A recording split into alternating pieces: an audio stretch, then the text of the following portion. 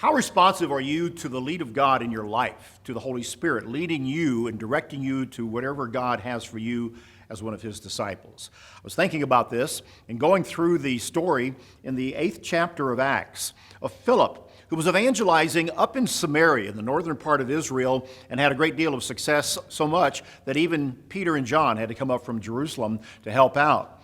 And then, basking in the success of that particular story, the way Luke records the account, Philip wasn't done. But he perhaps didn't really understand it because he had to be told, it says, by an angel of the Lord, "Arise, go toward the south, along the road which goes down from Jerusalem to Gaza." And so his next assignment was to go toward the south, down toward Egypt and along the main highway that went down in that area.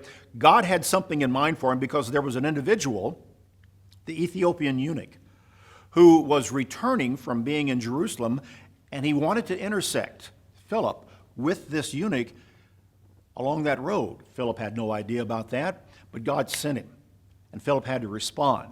And he went on down. He arose, it said, and he went.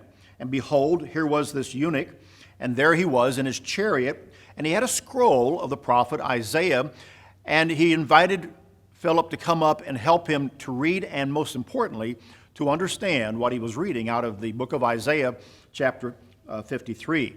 In fact, as the account goes on, when Philip came upon this eunuch on the road, the Spirit said to Philip, "Go near and overtake this chariot."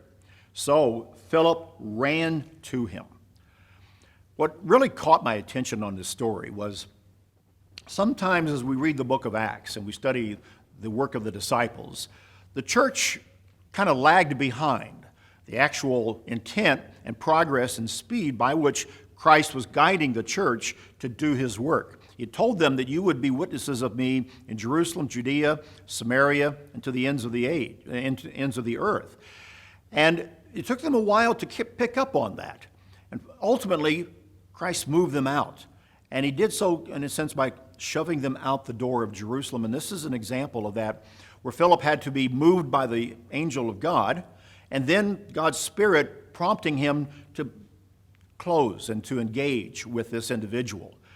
I think God works that way, and the church has to always be anticipating, thinking ahead, not lagging behind God.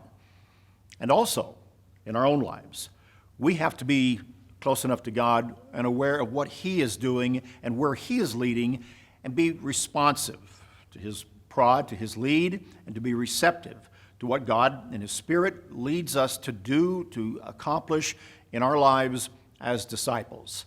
God moves, and we don't want to get caught and be left behind. That's BT Daily. Join us next time.